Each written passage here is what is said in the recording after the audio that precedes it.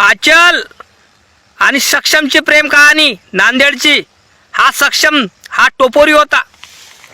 त्याच्या अंगात 10 ते 15 गुन्हे होते. आणि आचल सारख्या मुली ला असेच पोट्टे आवडते टोपोरी. आजकालच्या मुलींना टोपोरी आवडतात, गुन्हेगार लोक आवडतात, मुलं आवडतात. चांगल्या मुलाच्या प्रेमात कधी पडत नाही, चांगल्या मुलाचे कधी लग्न करत नाही. म्हणून अशा लोकांचं वाटोळ होते. असं कळलं काय? आणि आचली धुतल्या तांदळाची नव्हती. तिच्या घरातले लोक टोपोरी होते. त्याच्या घरी बंदुका होत्या. म्हणजे आचलचे घरानं टोपोरी गुन्हेगारी आणि सक्षमचे घरानं गुन्हेगारी. अरे बाप्पा बाप्पा, म्हणजे दोन्ही गुन्हेगारी. आणि आपण त्याला व्हायरल करून राहिलो, हिरो बनवून राहिलो, तिला हिरोईन बनवून राहिलो. बाप्पा काय लग्न केलं तिनं मृत व्यक्ती संघ, त्याच्या पार्थिव शरीर संघ, प्रेता संघ लग्न केलं. किती सती सावित्री आहे बाबा, हे लग्न केलं. आचल म्हणून राहिली माझा सक्षम मेला नाही, जिवंत आहे माझ्या काळजात. आणि माझा सक्षमचं आणि माझं प्रेम हे मेलं नाही, जिवंत आहे. आम्ही करून दाखवलं. आमचं प्रेम हे यश झालं, आमचं प्रेम हे सक्सेस झालं, आमचं प्रेम हे जगाला दाखवून दिलं का प्रेम असं करावं तसं करावं. अरे वा मावले, मग असं केलं त्या भले 3 मारले. मग आता माय म्हणणं एकच आहे, देवेंद्र फडणवीस साहेबाले, नरेंद्र मोदीले एखादा तिला अवॉर्ड देऊन द्या, भारतरत्न देऊन द्या, एखादा अवॉर्ड देऊन द्या आणि इले लवगुरू शापित करून द्या. आणि जे भारतात लफडे गिपडे काही होणार, काही प्रॉब्लेम झाली त्याच्या लफड्यात, तर हिच्यासारखं करणार. तेही लोक प्रेतासंगच लग्न करणार, त्याच पोट्ट्या प्रेतासंग लग्न करणार. वा रे वा, बेन डोकाचे लोक नेने पोट्टी. अरे व्हायरल होण्यासाठी तुला हेच भेटलं होतं काय? व्हायरल होण्यासाठी तुला प्रेतासंग लग्न केलं, बरोबर आहे ना? लोक काही बोलले नाही पाहिजे बा. लोक आपल्यावर नाव ठेवणार, कारण लोक एकच म्हणा, आचल तुझ्यामुळे जीव गेला या पोराचा, चांगल्या मुलाचा जीव गेला, कारण तुझ्यामुळे ह्या आचल सक्षमचं घर बर्बाद झालं. तुझ्यामुळे हे सक्षमचं घर सक्षमचं घराचं वाटोळं झालं. तुझ्यामुळं त्या माऊलीचा गोया गेला पोटाचा. असं बोललं नाही पाहिजे. म्हणून हिनं कान केलं भाऊ लोकांच्या नजरेत चांगलं येण्यासाठी. कारण हे मला इथं नाही माहीत झालं, हे नांदेडमध्ये माहीत झालं. मी स्वतः नांदेडला गेलो होतो. नांदेडला गेलो आणि जिथं लोकांना विचारलं का रे बा खरी कहाणी काय आहे काय नाही. मग मला समजलं ते कहाणी. मग मी तुम्हाला सांगून राहिलो, रियालिटी आहे सगळी रियालिटी. लोकांचे फोकले व्हिडिओ पाहू नका. तुम्हाला काही वाटत असेल व्हिडिओ नक्की कमेंट करून सांगा. लाईक करा, चॅनलला सबस्क्राईब करायला विसरायचं नाही. फेसबुकवर बघत असेल फॉलो करायला विसरायचं नाही. लाईक करायचं, कमेंट करून सांगायचं, अनलाईक करायचं, लाईक करायचं, डिसलाईक करायचं, काहीतरी करायचं पण करायचं. कळलं काय? रियालिटी बघा काय आहे ते सांगतो मी तुम्हाला. कारण सक्षम हा धुतल्या तांदळाचा नव्हता आणि आचलचं घरा नाही धुतल्या तांदळाचं नव्हतं. त्याच्या घरी बंदुका होत्या. आचलच्या घरी कुठून आल्या? कोण देत असते हो मला सांगा बरं. आचलच्या घरी बंदुका कुठून आल्या मला सांगा. बंदुका कुठून आल्या असन तिच्या घरी? कुठून आल्या असन तिच्या घरी? कारण ते घरानं टोपोरी असन ना, गुन्हेगारी लोक असन. कारण गुन्हेगाराच्या घरात बंदुका राहते भाऊ. चांगल्या घराच्या लोकांच्या घरात राहते का बंदुका? समजदार लोकांच्या राहते का माझ्यासारख्या घराच्या? कारण मी गुन्हेगार नाही आहे, मी चांगला माणूस आहे. आपण चांगले लोक नाही, आपल्या घरी बंदूक आहे काय सांगा? आता विचार करायचं ती गोष्ट आहे. तिच्या घरी बंदुका, तलवारान, हेन थे टोपोऱ्याच्याच घरात म्हटलं राहत असते. कारण तिच्या भावाचं इंस्टाग्रामवर कुठलं तरी अकाउंट आहे म्हणते बा, सोशल मीडिया दाखवलं ते. तर विचार करायचं ती गोष्ट आहे ना. म्हणजे हे लोक काही घाबरत नाही. आणि नांदेड शहर हे गुन्हेगाराची सत्तेचं एक टोपोरी टोपोरी लोकांचा एक सत्ता आहे. नांदेड जिल्ह्यात नुसते लोक गुन्हेगारी लोक राहतात, जास्त करून टोपोरी लोक राहतात. आणि मुली त्यांच्याच प्रेमात पडतात. कारण चांगल्या मुलाच्या प्रेमात कधी मुली पडत नसते.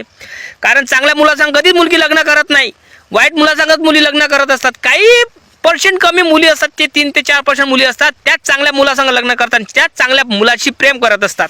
आता बाकीच्या तर गेल्यासारखाच राहते, गुजरल्या आणि. कारण त्याला टोपोरी मुलं आवडतात आणि मग असं भोगा लागते. माय म्हणणं एकच आहे, आचल तुले व्हायरल होण्यासाठी तुला त्या प्रेतासंग लग्न केलं, सक्षमच्या केलं ना, झाली व्हायरल तू. कारण बंगालची एक पोरगी होती, तिने प्रायव्हेट व्हिडिओ व्हायरल केला. का केला? कारण तिला फेमस व्हायचं होतं. ते फेमस झाली, तूही फेमस झाली. कोणी काय ना कसं फेमस होते, कोणी चर्चेत येण्यासाठी काय करते काय नाही, सगळंच करतात लोक. काय ना काही करत राहतात चर्चेत येण्यासाठी. त्याही केलं उतरकाना. केला तर केला, पण एवढी चर्चेत आली की पुऱ्या भारतभर चर्चेत आली. भारतभर तर जाऊ दे, लोक इंग्लिश चॅनलवर, हिंदी चॅनलवर, मराठी चॅनलवर, तेलुगू चॅनलवर सगळं तुझंच आहे ना, तुझंच घरानं गाऊन राहिले लोक, तुझंच घरानं. बाप्पा किती सती सावित्री झाली. पण माझं म्हणणं एकच आहे, ज्या बापानं तुले फोडासारखं जपलं व ज्या माईनं तुले पोटात वागवलं, तसं जपलं ना, तसं सक्षमच्या आईनं पण जपलं असं आपल्या लेकराले. तो काही वरून काही पडला नसन, सक्षमही आईच्याच पोटातून आला असन, किती काही गुन्हेगार असन, तो किती काही टोपरी असन, अगोदर तो एक सर्वसामान्य माणूस आहे. आणि एक म्हणजे आईचं लेकरू आहे, बापाचं लेकरू आहे. त्या माईनं कडा भोगल्या असं लेकरासाठी. 9 महिने 9 दिवस तसे तू होती, तशी त्याला थोडी होता आईसाठी. तू त्या बापाची मायची परी असन, तो पण काहीतरी असन बा, बरोबर नाही काय? मग हे समजायला पाहिजे. तुझ्यामुळे त्याचा जीव गेला. आता तू म्हणतो सती सावित्री, आधी म्हणून काय राहिली आता तू की की मी सक्षमच्या आई वडिलाचा ध्यान राखन जिंदगी मरेपर्यंत. अव भावऱ्या तोंडाचे तुझं कोण ध्यान राखन व तुझे कोण ध्यान राखन? अगोदर तू तर स्वतःच्या पायावर उभी होय, मग करतो त्या इथले उभं. स्वतःच्या मायलची बापाचीच नाही झाली तू जन्म देणाऱ्या, आणि सक्षमच्या आई वडिलाची होशील काय व? काय गॅरंटी आहे तू होशील म्हणून? तू काय करू राहिली माहिती आहे का? स्वतःवर हे जे कांड केलं ना, त्याच्यात तू पण गुन्हेगार आहे. कारण तुला पण सजा झाली पाहिजे, तुला पण पोलिसांना जेलात नेलं पाहिजे, हे माझं म्हणणं आहे. कारण तुझ्या कारणीभूतनं हे झालं, कांड झालं. त्या बिचाराचा जीव गेला, तुझ्यामुळंच गेला. त्यात प्रेमात नसता पडला आणि तू त्याच्या प्रेमात नसती पडली तर तुम्ही हे कांड नसतं केलं तर त्या बिचाराचा जीव वाचला असता. बिचारा जिवंत राहिला. कसाही असो, तो गुन्हेगार असो, काही असो, पण मायचं लेकरू होता तो. कळलं काय? माणूस पोटातून गुन्हेगार बनत नाही, त्याले हे जनरेशन गुन्हेगार बनवते, समाज बनवते गुन्हेगार, जात बनवते गुन्हेगार, हे लोक जनता बनवते गुन्हेगार. माणूस असा गुन्हेगार नसतो. पण गोष्ट काय आहे की त्या सक्षमवर गुन्हे दाखल होते, कसे झालते, काय झालते, तडीपार होता तो, खूपच काही होतं.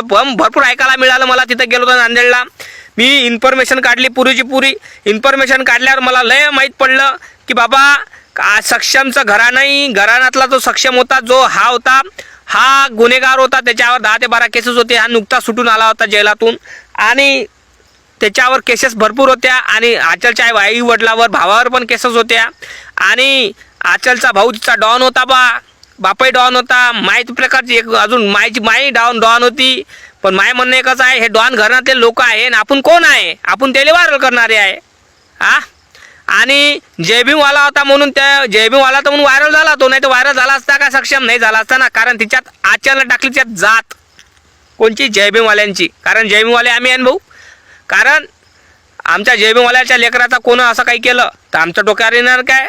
कारण आम्ही कसं आहे, रक्ताचे रक्त आहे आम्ही. आमचा जयभीमवाल्यावर कोणी अत्याचार करायचा आम्ही धावून जातो. पण माय म्हणणं एकच आहे, अजूनही न्याय मिळाला नाही सक्षमच्या आई वडिलाला, मिळाला नाही. अरे असं टोपरी गुन्हेगारी टोपरी बाजूला ठेवा. पण गोष्ट काय आहे, त्या गरीब पोराला न्याय मिळाला नाही. हे भिकारचोट सरकार काय न्याय देणार रे? काय पैसे देणार? कारण भिकारचोट लोक ते सोशल मीडिया न्यूजवाले भिकारचोट लेखाचे नुसते सांगून राहिले, आचलच्या आईला एवढे पैसे भेटले, सक्षमच्या आईला एवढे पैसे भेटले, नोकऱ्या भेटत आहे. काही दिलं नाही रे हो, अजूनही दिलं नाही भाऊ. सक्षमच्या आई वडिलाला काही दिलं नाही, काहीच नाही, एकही रुपया फेकून मारला नाही. आणि माझं एकच म्हणणं आहे, त्या आचलला नोकरी बिकरी काही देऊ नका. कारण त्या आचलच्या मुलं त्या सक्षमच्या बिचाराचा जीव गेला. आणि हे स्वतःचं गुन्हा लपवण्याचा प्रयत्न चालू आहे हिचा. कारण हिनं कांड केलं. आणि कोणाही बापाला असं वाटते की आपली पोरगीचा नवरा चांगला असला पाहिजे, आपली पोरगी कोणाही प्रेमात पडो पण चांगल्या मुलाच्या प्रेमात पडली पाहिजे. आणि आजकाल कसं आहे, कोणालाही असं वाटते 99% का आपल्या जातीतच आपल्या मुलीचं किंवा मुलाचं लग्न झालं पाहिजे. खरी कंडिशन आहे ना? खरं आहे ना का खोटं बोलून राहिले? नक्की कमेंट करून सांगा. लाईक करा, चॅनलला सबस्क्राईब करायला विसरायचं नाही. कारण आपले व्हिडिओ रिअल राहते व डोकठोक राहते. त्या कारणामुळे माझं बोलण्याचं तात्पर्य हेच आहे का इथं डाळ पुरी जळलेली आहे, आचलनं पुरी डाळ जळवली आणि इथं स्वतःची डाळ लपवण्याचा प्रयत्न चालू आहे. कारण तिनं गुन्हेगार ते पण आहे. बापाने जेवढा गुन्हा केला तिनं पण गुन्हा केलाय. कारण तिच्यामुळे जीव गेला. कारण ती नसली असती तिथे, त्याच्या जीवनात नसती आली, त्याच्या बापानं कांड केलं नसतं. आणि ते 2 पोलीसवाले कोण आहे कोण नाही म्हणते बाबा, त्यांच्या प्रवृत्तीमुळे आचलच्या भावाला आणि वडिलाला हे कांड करायला लागलं. मला तिथं माहीत पडलं तर कांड करावं लागलं. कारण ते पोलीसवाले आहे ना, त्यांना पण अटक झाली पाहिजे भाऊ. माझं म्हणणं एकच आहे. आणि एक देवेंद्र फडणवीस साहेबांना हात जोडून विनंती करतो की ह्या गरीब परिवाराला न्याय दिलाच पाहिजे तुम्ही साहेब. कारण तुम्ही तुमच्यावर भिजताय लेकरायची, गरीब परिवाराची. साहेब तुम्हाला मुख्यमंत्री बनवलं लेकरांनी. आता तुमचे बहिणी ज्या लाडक्या बहिणी आहे, तुमच्या लाडक्या बहिणीचा जो मुलगा आहे त्यांच्यावर हल्ला केला आहे काही मनुवादी लोकांनी, सवनवादी लोकांनी. तर देवाभाऊ तुम्ही बघा आणि त्या गरीब परिवाराला न्याय द्या, हे माझं मत आहे बाबा.